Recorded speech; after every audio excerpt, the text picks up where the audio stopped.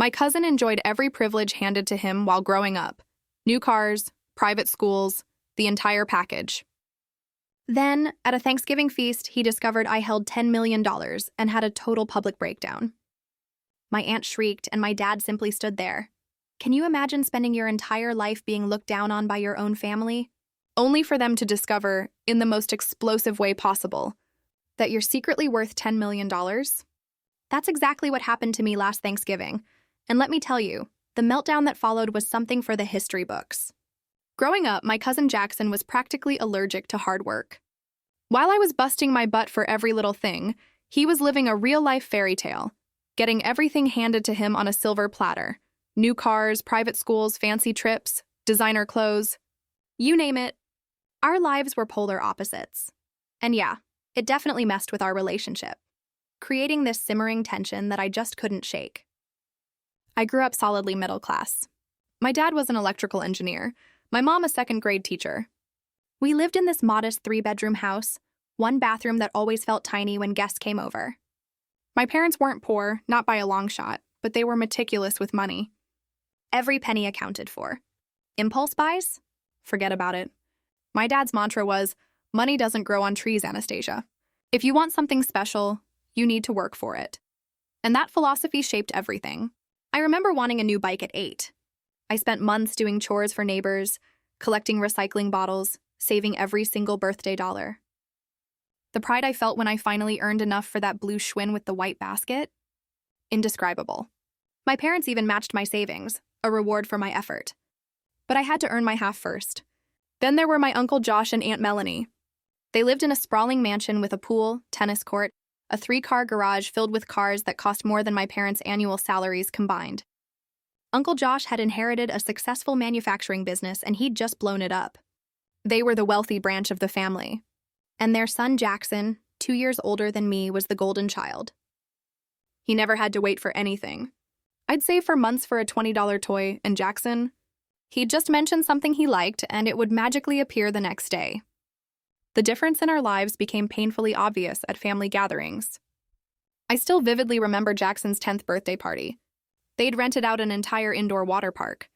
He tore through piles of expensive toys, barely pausing. The grand finale was a brand new gaming console just released with 15 games.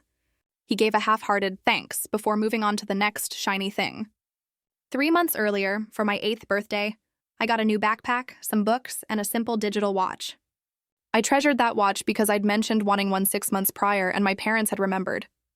It wasn't just about money. It was about expectations. About gratitude. My mom tried to explain it to me. Your cousins have different values than we do. We believe in teaching you the value of things, not just giving them to you. As kids, Jackson and I actually got along okay. We'd build forts, swim in his pool. But as we got older, that wealth gap became a gaping chasm. By our preteen years, Jackson had developed this air of superiority that made everything uncomfortable. He'd make comments about my clothes like, "Why are you wearing the same jacket 2 Christmases in a row?" Or point out scuff marks on my sneakers. He loved showing off his new gadgets, knowing I couldn't afford them. And then he dropped this bombshell. He told me during a 4th of July gathering when I was 11, "Dad says people who work for other people will never be truly successful. He says employees are just helping someone else get rich." I was speechless. My parents both worked for others, and they seemed perfectly happy. But his words, they planted this tiny, insidious seed of doubt that would pop up whenever I saw the stark material differences in our lives. Sometimes that inequality just hurt. Like when my old laptop died in 8th grade, right in the middle of a school project. My parents said we'd have to wait for my dad's bonus next month. That same weekend, I overheard Aunt Melanie casually mention they'd bought Jackson his second computer that year because he wanted better graphics for gaming. The mix of emotions? Complicated. Envy, absolutely. Confusion, too. Why did life seem so easy for some? But mostly there was this quiet, burning determination inside me. A desire to prove that hard work and perseverance could be just as valuable, if not more, than having everything handed to you. I had no idea how dramatically our paths would diverge in our teenage years, or how those early lessons would forge the person I'd become. High school was where the differences became impossible to ignore. I went to the local public high school. Jackson? He was at Westfield Academy, this exclusive private school with tuition that cost more than some colleges. His uniform cost more than my entire wardrobe. And he never missed a chance to name-drop the famous alumni from his prestigious institution. My sophomore year, I got my first real job at a coffee shop, working weekends and after school. The pay wasn't great, but every penny went into my college fund. My parents had been clear. They'd help, but scholarships and my own work would fill the gaps. Meanwhile, Jackson turned 16 and got a brand new BMW convertible. I can still see him revving the engine in our driveway just to make sure everyone noticed. "Sweet ride, right?" he'd said, tossing the keys. Dad let me pick the color. 0 miles on it yesterday. I just nodded, polite, while my brain did the math. His car cost about 5 years of my coffee shop salary. That same week, I'd been thrilled to find a pair of jeans on the clearance rack. "What are you driving these days, Anastasia?" he asked, knowing full well I didn't have a car. "I'm saving up," I replied, trying to hold on to my dignity. "Planning to buy something reliable next year after I get my license." He just laughed. Not unkindly, but with genuine confusion. "Why not just ask your parents? A sweet 16 without a car is sad, don't you think?" That was Jackson's world in a nutshell. The idea of not being able to afford something or choosing to save was utterly foreign. In his mind, if you didn't have it, you just hadn't asked yet. Then, junior year, my $1,500 Honda Civic died on the highway. The repair was $800, money I didn't have readily available because everything went to college. In a moment of desperation, I swallowed my pride and called Jackson, asking if I could borrow some, promising to pay him back with interest. "Sorry, cuz that's a lot of cash," he'd said, sounding genuinely regretful, but making no real effort to help. "Have you asked your parents? Or maybe get a credit card." That evening, my Instagram feed showed him at some expensive restaurant with friends, caption, "Impromptu dinner." Why not?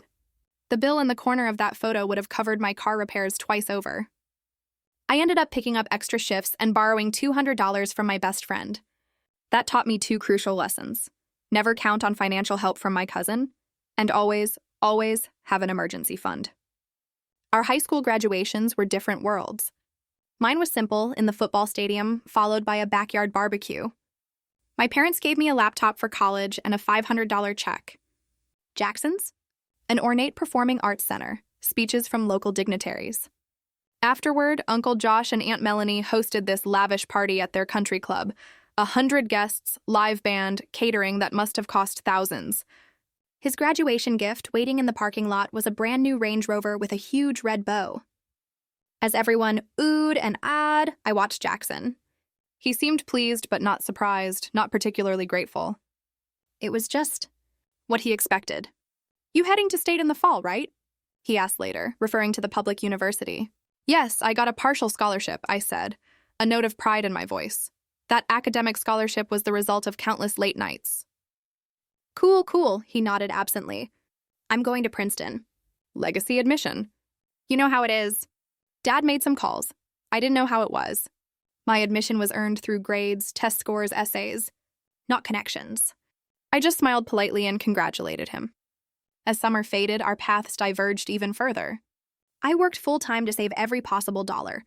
Jackson's Instagram was a summer tour of Europe, expensive music festivals, shopping sprees for his Ivy League experience. The contrast couldn't have been more stark. He was entering adulthood with every advantage money could buy. I was preparing to work twice as hard for half the perceived result. Or so I thought at the time. I had no idea how differently our stories would unfold. College was a brutal awakening, but also incredibly rewarding. My scholarship covered 60% of tuition, leaving me to cover the rest: housing, books, living expenses. I worked as a research assistant, then picked up weekend shifts at a local restaurant. 5-6 hours of sleep was a luxury, but I was determined to graduate debt-free. I majored in software engineering, one of the few women in a program dominated by men. The first semester was hell. Professors seemed skeptical. Male classmates either ignored me or mansplained basic concepts. There were nights I just cried from exhaustion and frustration, wondering if I'd made a terrible mistake. Meanwhile, Jackson's social media? It was a highlight reel of elaborate fraternity parties, weekend trips to NYC, spring breaks in tropical locations. Every few months, he'd change his major: economics, political science, art history, without a care in the world. "Mom and Dad don't care what I study as long as I get the Princeton degree," he explained during one rare phone call. "The connections are what matter anyway, not the classes." My junior year, Something happened that would completely change my life's trajectory, though I didn't realize it then. I was in an advanced algorithms class with Professor Amanda Martinez, one of the few female faculty members. After I turned in this incredibly creative solution to a complex problem, she asked me to stay after class. "You have a unique way of thinking about system architecture," she'd said, looking at my work. "Have you considered where you want to intern next summer?" I confessed I'd been too focused on paying for school to think about internships, especially since many prestigious ones were unpaid, a luxury I absolutely couldn't afford. She shook her head. "Let me introduce you to some former students of mine. They started a small tech company 2 years ago. They're looking for talented interns. It's paid. And if you impress them, it could lead to something more." The next week, I interviewed with Visio, a startup creating visualization software. The founding team, 3 recent grads and a veteran developer, worked out of this converted warehouse. It had more energy than amenities. They offered me an internship on the spot, with a salary that actually let me cut down my restaurant hours. From day one, I threw myself into it. Other interns kept strict 9-to-5 schedules. Me? I was often there until midnight, completely fascinated by the problems we were solving. The founding team noticed. They started inviting me to strategy meetings, asking for my input on product decisions. By the end of the summer, Michael, the CEO, called me into his cluttered office. I figured it was a standard review. "We want you to stay on part-time during the school year," he said, no preamble. 20 hours a week, flexible around your classes, and we want to offer you something else. He slid a document across the desk. It was an offer of a small equity stake in the company. Fractions of a percentage point, but real ownership. "You think like an owner, not an employee," Michael explained. "We want to make that official. This could be worth nothing, or it could be worth something someday if we succeed. No pressure either way." I signed the paperwork that day, but I told no one in my family about the equity. It felt too abstract, too much like counting chickens before they hatched. I just mentioned I had a good part-time job in my field, which everyone took as another example of my work ethic. During holiday breaks, I'd still see Jackson. Now he was sporting designer clothes with European labels, talking incessantly about his network of important connections. He'd finally settled on economics as his major, though he complained constantly about the workload and openly admitted to paying other students to do some of his assignments. "College is just a formality," he insisted during one particularly irritating conversation. "Dad already has a position waiting for me at the company after graduation. Executive track from day one." I just nodded and changed the subject, keeping my thoughts to myself. While Jackson was coasting through college on his father's reputation and wallet, I was building something from scratch, developing skills and relationships based on my own merit. The contrast couldn't have been starker, but I'd long since stopped measuring my success against his advantages. As graduation approached, Visio offered me a full-time job with a modest but fair salary and additional equity options. The company had grown from 8 employees when I started to nearly 30, with a client list that included Fortune 500 companies. We were still running on venture funding, not profit, but the trajectory was promising. I accepted immediately, excited to help build something meaningful, not just collect a paycheck. Little did I know, that decision would lead to a financial windfall beyond anything I could have imagined and create a seismic shift in my relationship with my entitled cousin. Then, 3 years after graduation, on an otherwise ordinary Tuesday morning, my phone buzzed. It was Michael, our CEO. "All hands emergency meeting, 10 minutes, main conference room." My stomach dropped. In startup culture, emergency meeting usually means one of 2 things. Either the company's shutting down or something monumental just happened. Given our recent struggles to secure more funding, my mind immediately jumped to the worst. I hurried to the conference room. 30 employees were gathered, tension and confusion thick in the air, whispering speculations. Michael walked in, followed by our executive team, all wearing expressions I couldn't quite read. "I'll cut straight to the point," Michael said, his voice wavering slightly. 30 minutes ago, we signed the final papers. Datacorp has acquired Visio for $200 million. The room erupted. People were hugging, crying, high-fiving, calling their families. My mind went blank. I couldn't process what this meant. Later that afternoon, after hours of champagne celebrations and initial briefings, an email landed in my inbox. The equity calculation. As an early employee with accumulated options, my stake amounted to slightly over 5% of the company. The acquisition translated to $10.2 million for me. Before taxes, I stared at the number on my screen, unable to comprehend that it referred to money that would soon be mine. Just 5 years earlier, I'd been working double shifts to afford textbooks. Now, at 27, I was a millionaire many times over. In the days that followed, I met with financial advisors. I paid off my student loans, bought a modest but comfortable condo in a neighborhood I'd only dreamed of affording, and set aside funds to help my parents with their retirement. Beyond these practical steps, I made few immediate changes to my lifestyle. What I didn't do was tell anyone about my windfall, except for my parents. After careful consideration, we agreed to keep the exact amount private, even from extended family.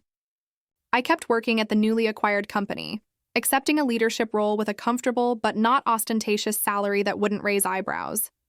My father's words echoed in my head. There's no reason everyone needs to know your financial situation. Money changes how people see you, sometimes in ways you wouldn't expect. His words proved prophetic, though not in the way either of us anticipated. Around the same time, Jackson had graduated from Princeton with mediocre grades, but an impressive list of social connections. Despite all the advantages, he struggled to find meaningful employment. After several half-hearted attempts at entry-level positions, which he quit within months, declaring them beneath his potential, he eventually landed at his father's company. His title was Strategic Development Associate, a role so ambiguous it basically meant son of the owner. From what I gathered, it involved little actual responsibility, but came with a generous salary, a company car, and an expense account that Jackson utilized extensively.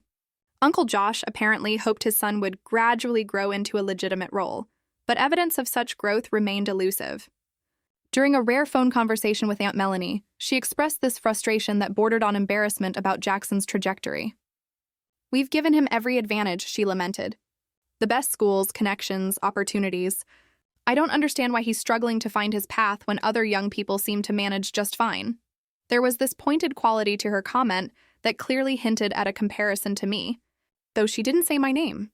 It took considerable restraint not to point out that perhaps those advantages had actually disadvantaged Jackson, preventing him from developing the resilience and work ethic necessary for genuine achievement. Instead, I just murmured sympathetic noises and changed the subject. Over the years, I'd learned that discussing the differences in our upbringings or values only led to tension. Aunt Melanie and Uncle Josh remained firmly convinced their parenting approach was superior, despite mounting evidence to the contrary. As the years passed, my investment portfolio grew under careful management, while my career advanced through genuine accomplishment, not nepotism. I found the work engaging, the compensation more than adequate, with the added satisfaction of knowing my bank account held a cushion most people could scarcely imagine. The most significant change in my life wasn't material, but psychological. Financial security allowed me to make decisions based on what truly mattered to me, rather than economic necessity. I could take professional risks, volunteer for causes I believed in, help friends in need, all without worrying about my own stability. Meanwhile, Jackson's Instagram feed told the story of someone desperately maintaining the appearance of success while contributing little of value. Photos of business lunches, networking events, motivational captions about hustling and entrepreneurial mindset, all designed to convince others, and perhaps himself, that he was building something meaningful. The collision of our divergent paths was perhaps inevitable, but I never anticipated how dramatic it would be, or that it would finally occur at a family Thanksgiving dinner, permanently altering our family dynamics and forcing a long overdue reckoning with the consequences of privilege without purpose. The invitation arrived via text message on a crisp October morning. From Uncle Josh, though I suspected Aunt Melanie had dictated it. I stared at my phone, a knot forming in my stomach. It had been almost 3 years since I'd been to Thanksgiving at their house. I'd made excuses, work, travel, choosing to spend the holiday with my parents or friends who felt more like family. The thought of an entire evening listening to Jackson boast about his imaginary accomplishments, while Aunt Melanie made subtle jabs about my modest lifestyle, made me want to craft another polite refusal. But something stopped me. Maybe it was time. I had nothing to prove.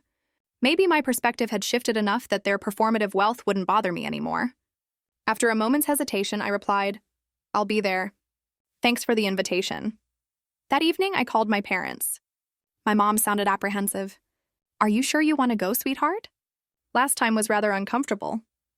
She was referring to a Christmas dinner 2 years prior, When Jackson had spent the entire evening describing his executive role, making pointed remarks about people who lacked ambition, all while glaring in my general direction.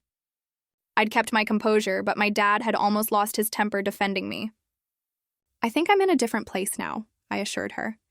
"Their opinions don't affect me the way they used to. Besides, it might be nice for us all to be together for once."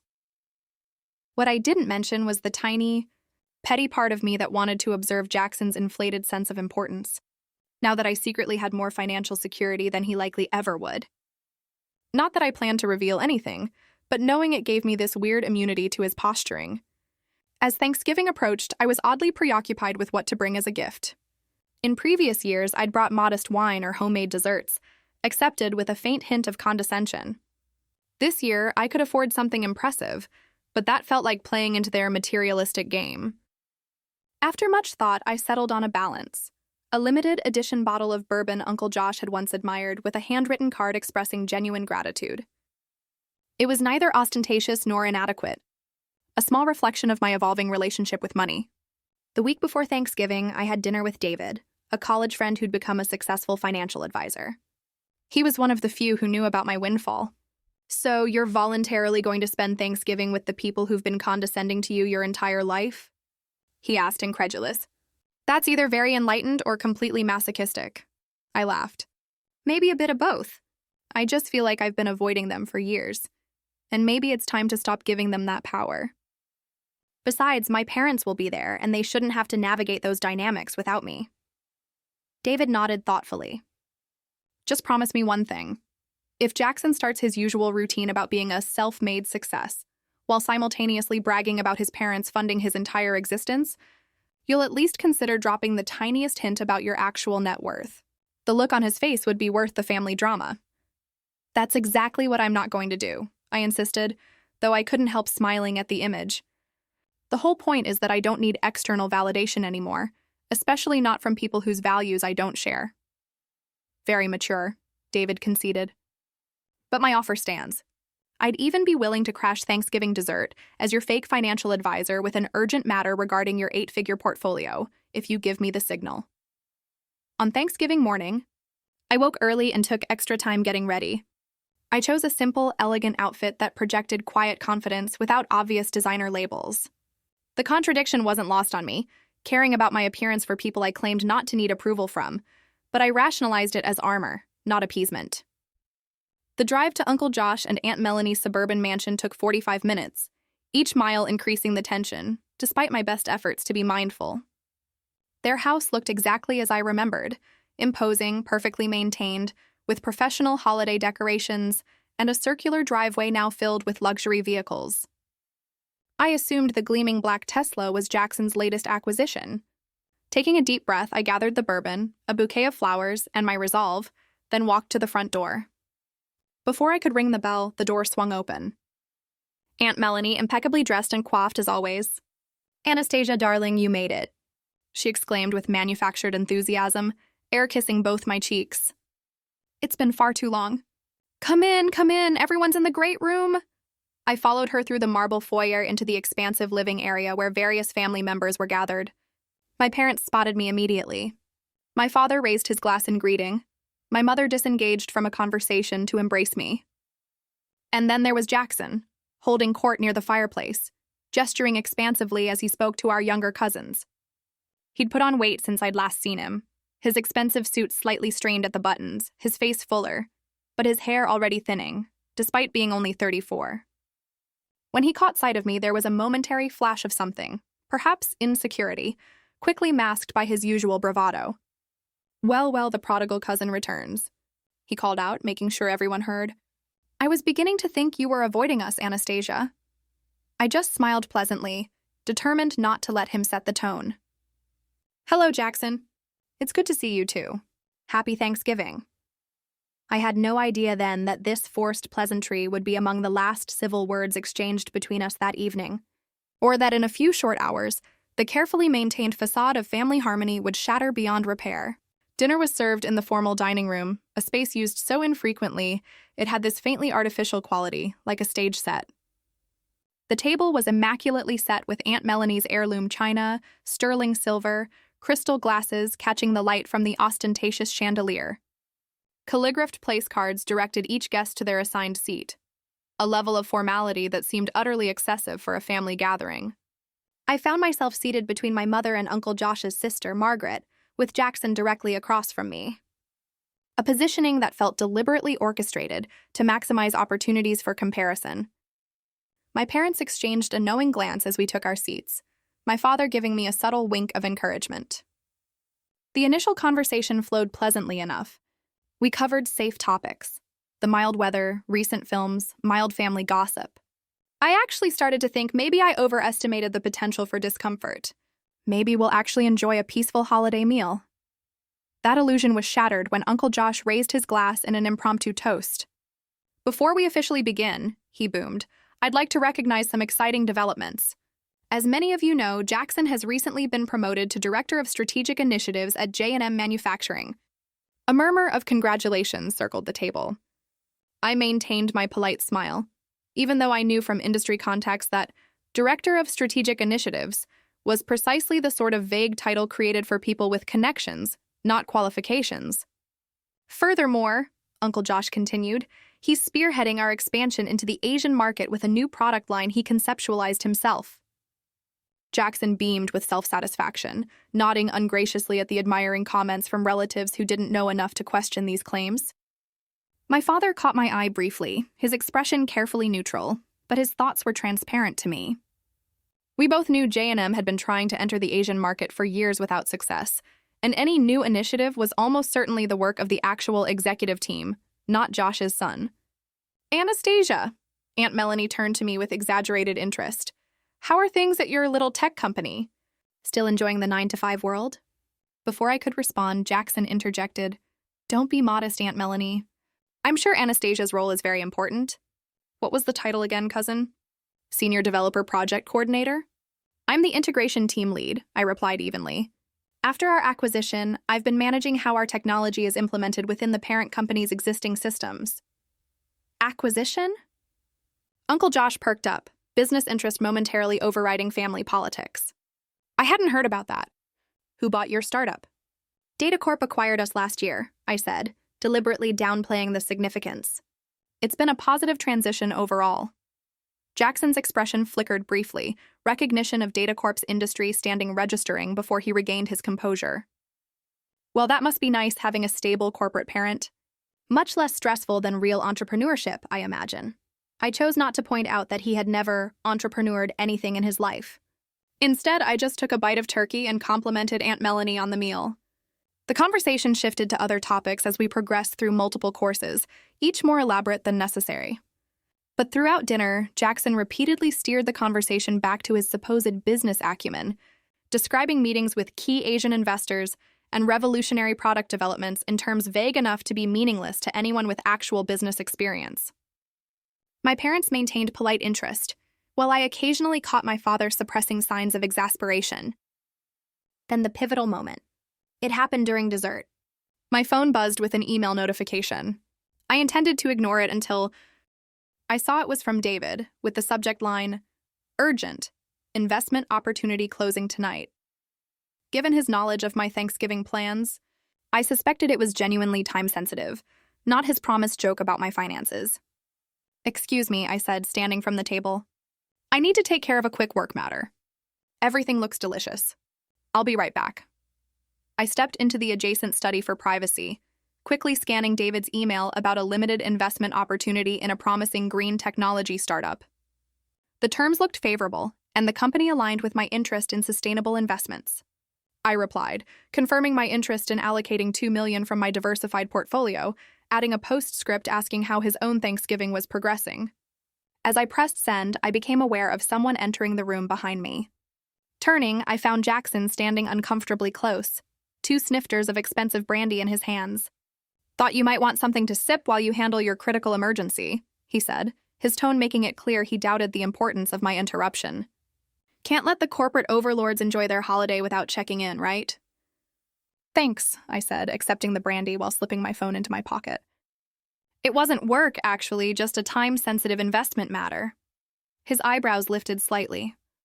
"Investment? Like a 401k adjustment or something?" The sheer condescension in his voice triggered a rare moment of competitiveness in me. No, I said, a private equity opportunity in the sustainable tech sector. Private equity? He laughed as though I'd told an amusing joke. Those typically require minimum buy-ins of at least 100,000. What are you doing? Pooling resources with friends? Before I could respond, my phone buzzed again with David's reply. Jackson's eyes flicked down to where the notification illuminated my pocket. The preview text was clearly visible. Confirmed for $2 million will execute tonight. Happy Thanksgiving to you too, fellow millionaire.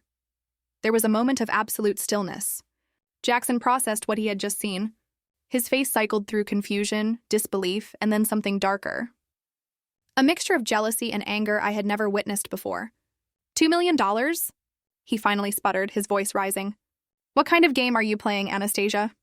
I'm not playing any game, I replied, suddenly aware we were creating a scene that could be heard from the dining room.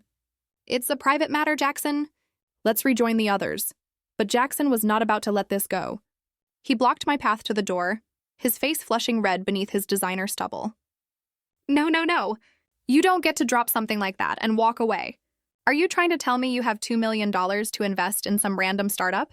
That's more than most people's entire net worth. Jackson, please lower your voice, I urged, hearing the conversation in the dining room falter as family members became aware of the commotion. This isn't the time or place. Oh, I think it's exactly the time and place, he countered, following me as I attempted to move around him. All these years looking down on my family, judging our lifestyle, acting so superior with your work ethic and modest living. And meanwhile, you're what, secretly rich? Is this some kind of trust fund you've been hiding? We re-entered the dining room to find all eyes fixed on us, dessert forks suspended in midair. Is everything all right? Aunt Melanie asked, her practiced hostess smile strained at the edges. Ask Anastasia, Jackson replied before I could speak. Apparently, my cousin, the humble employee, is throwing around millions of dollars in investments.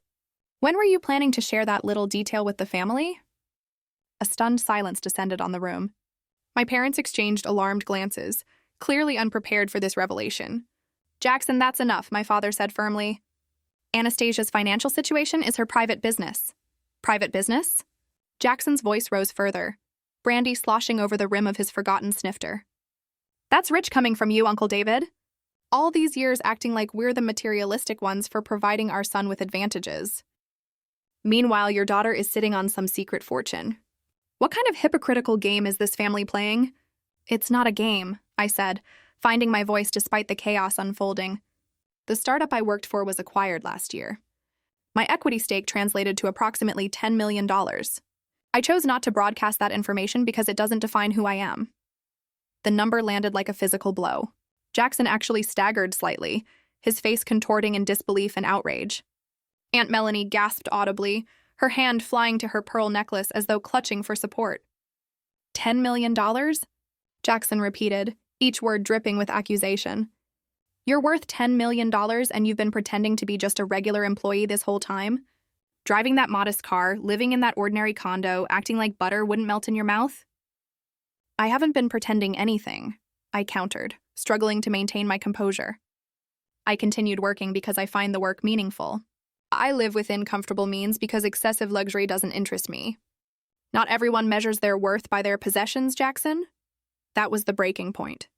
With a roar of frustration that seemed to emanate from somewhere primal, Jackson swept his arm across the table, sending crystal glasses, fine china, and the remainder of Aunt Melanie's pumpkin pie crashing to the floor. How dare you! He shouted, years of insecurity erupting at once. How dare you judge me and my family when you've been secretly wealthy this whole time? At least we're honest about who we are. Aunt Melanie burst into tears, not over her shattered dishware, but seemingly from the revelation itself. It's not fair, she wailed, turning accusingly toward my father. You always made us feel terrible for giving Jackson advantages, for wanting him to have the best things. And all this time your daughter was accumulating a fortune in secret. My father, normally the most even-keeled person I knew, stood slowly from his chair, his voice deadly calm. Melanie, what's not fair is your fundamental misunderstanding of what we taught our daughter. Anastasia earned every penny of that money through hard work, intelligence, and character, qualities we prioritized over material possessions. The fact that you and Jackson immediately assumed there must have been some deception involved speaks volumes about your values. Not ours.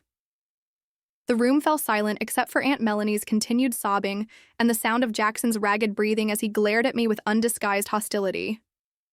"I have worked for everything I have," I said quietly, addressing not just Jackson, but the entire stunned family. "Every opportunity, every achievement, every dollar. No one handed me anything.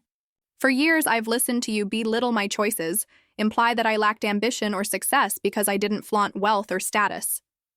I never corrected those assumptions because I don't measure my worth by your standards. And I'm not going to start now."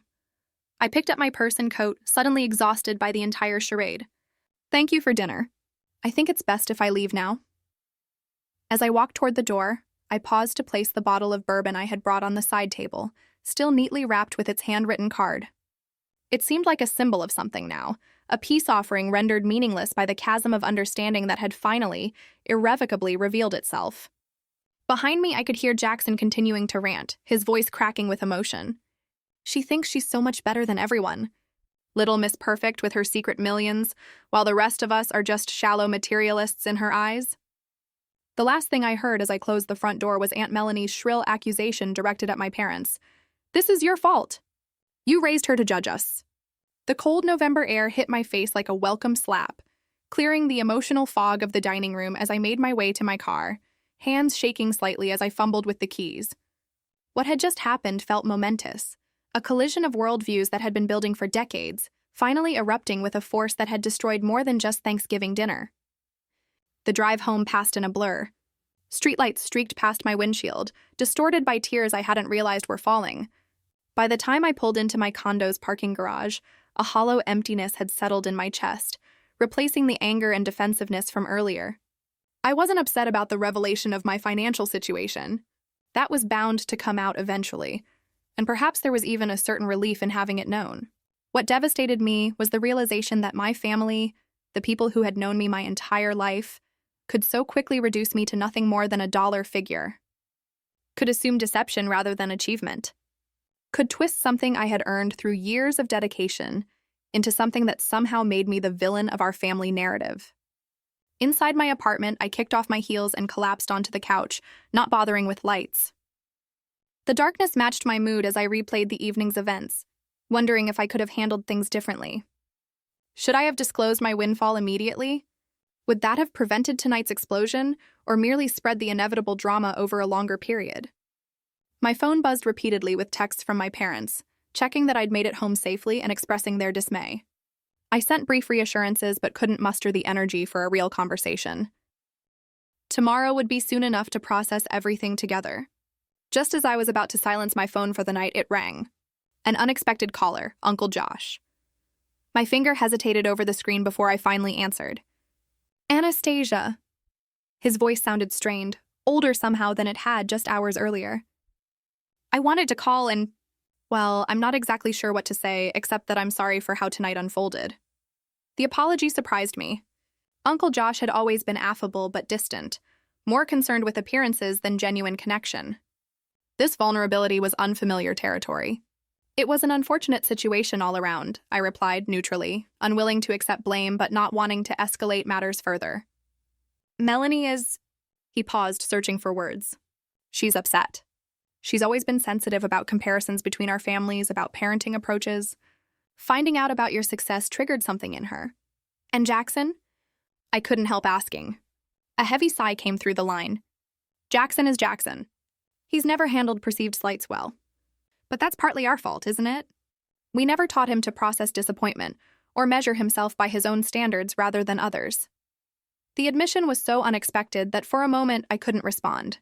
In all the years of family dynamics, I had never heard my uncle acknowledge any shortcoming in how they'd raised their son. "I appreciate the call," I finally said. "I think everyone needs some space right now. Perhaps after the holidays we can try again, with clearer understanding." "Perhaps," he agreed, though neither of us sounded convinced. "For what it's worth, I'm proud of what you've accomplished. Anastasia, truly." After hanging up, I sat in the darkness for a long time, turning over his words, searching for the sincerity I wanted to believe was there. The next morning, I drove to my parents' house for a debrief that was equal parts emotional processing and strategic planning for future family interactions. My mother made strong coffee while my father paced the kitchen, still agitated by his sister-in-law's accusations.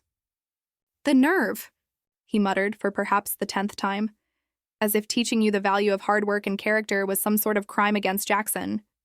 "David," my mother interjected gently, "we've established that Melanie's perspective is distorted. Repeating it doesn't help anyone, least of all Anastasia." I sipped my coffee, finding comfort in their unwavering support. "What happens now?" I asked. "Are we just supposed to pretend nothing happened the next time we see them?" My father snorted dismissively, but my mother considered the question seriously. "I think time will determine that. Families have weathered worse storms. But regardless of what they choose to do, you have nothing to apologize for. Your success is earned, and your choices about how to handle that success reflect values we're proud to have instilled." She reached across the table to squeeze my hand. "The real question is what you want moving forward. Do you want a relationship with that part of the family? On what terms?" It was a question I couldn't immediately answer, but one that would guide my reflections in the months that followed.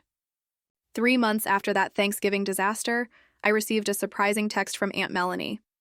"Jackson started new job today, not at family business. Entry level at marketing firm downtown. His choice. Thought you might like to know." The message, devoid of her usual emotional manipulation or passive aggression, seemed like an olive branch. I responded with simple encouragement. "That's a big step," wishing him well. Through the family grapevine, I later learned more details. After the Thanksgiving revelation, Jackson had apparently gone through something of an identity crisis, culminating in a decision to try building a career without his father's connections or financial support. It was the first job he'd ever gotten entirely on his own merits. And despite the entry-level position being a significant step down from his fabricated executive role, there was word he was actually applying himself with unexpected diligence. Meanwhile, I had been doing some soul-searching of my own. The financial security that had once seemed like a private victory now felt like it carried responsibility. After consultations with financial advisors and considerable thought, I established a scholarship fund for first-generation college students studying technology fields, specifically those who were working while pursuing their education. The initial endowment was $2 million, enough to support 10 students annually with tuition and stipends. I named it after my parents, honoring the values they had instilled in me rather than seeking personal recognition. When the local paper ran a small piece about the new scholarship, I sent the clipping to my extended family without comment. It wasn't about proving anything to them, but rather about demonstrating through actions, rather than words, what wealth meant to me, an opportunity to create opportunity for others. A full year passed before I saw Jackson again. It was at a cousin's wedding, neutral territory where family politics were temporarily suspended for celebration. He approached me during the reception, noticeably thinner than at Thanksgiving. His designer suit replaced by something more modest but better fitting. "Hey," he said awkwardly, extending his hand. "It's been a while." I shook it, searching his face for signs of the hostility that had defined our last encounter. Instead, I found something unexpected: humility. "I hear you've been making changes," I offered, giving him an opening. He nodded, glancing down at his seltzer water rather than the champagne others carried. "Turns out starting over is harder than starting from scratch." "Who knew?" "Everyone who's ever had to do it," I replied, but without malice. A ghost of a smile touched his lips. "Fair enough. Listen, I'm not good at this kind of thing, but I owe you an apology. What I said at Thanksgiving, how I behaved, it wasn't about you. It was never really about you." "I know," I said simply. "The scholarship thing," he continued. That was really something. Mom showed me the article. It made me think about what I would do if I suddenly had that kind of money. And I realized I had no idea beyond buying stuff I didn't need. That was a wake-up call. We talked for nearly an hour, not about money or success or the past, but about the challenges of figuring out who you are when all the external markers you've relied on are stripped away. For perhaps the first time in our lives, we spoke as equals, each acknowledging our own struggles and growth, without comparison or judgment. As the years have passed, my relationship with wealth has truly evolved. I've learned that money itself is neutral, neither inherently corrupting nor ennobling. What matters is the relationship we choose to have with it, the values that guide our decisions about earning, spending, saving, and sharing. The jealousy I once felt watching Jackson get handed everything now seems like wasted energy. In truth, I was given something far more valuable than material advantages. I was given the chance to discover my own strength, to build confidence through achievement rather than acquisition, to find satisfaction in effort rather than entitlement. And Jackson? He's still figuring things out, still untangling the complicated legacy of privilege without purpose. We're not close, but there's a mutual respect that was impossible before. Sometimes the greatest gifts require the most painful unwrapping. The $10 million changed my life, but not in the ways most people might expect. The true freedom it provided wasn't freedom from work or worry, but freedom from external validation. Freedom from the need to prove my worth through possessions or titles, or the approval of others who measure success by different standards. True wealth, I've discovered, isn't about what you have, but what you value. It's about building a life aligned with your deepest principles, rather than others' expectations. It's about recognizing that being handed everything often means developing nothing within yourself, while earning your way means becoming someone who can never be diminished by circumstance or others' opinions. So if you've ever felt like the underdog in your family, or watched others get handed opportunities you had to fight for, remember this: the struggles that seem unfair are often the very experiences developing your most valuable qualities. The things we work hardest for become the foundations we can never lose. Now I want to hear from you. What are your thoughts on entitlement versus earning your way? Have you ever faced similar family dynamics where you felt judged for your choices or misunderstood for your values? Tell me what you think in the comments below. I really want to know your perspective on this. Your stories and insights are incredibly valuable.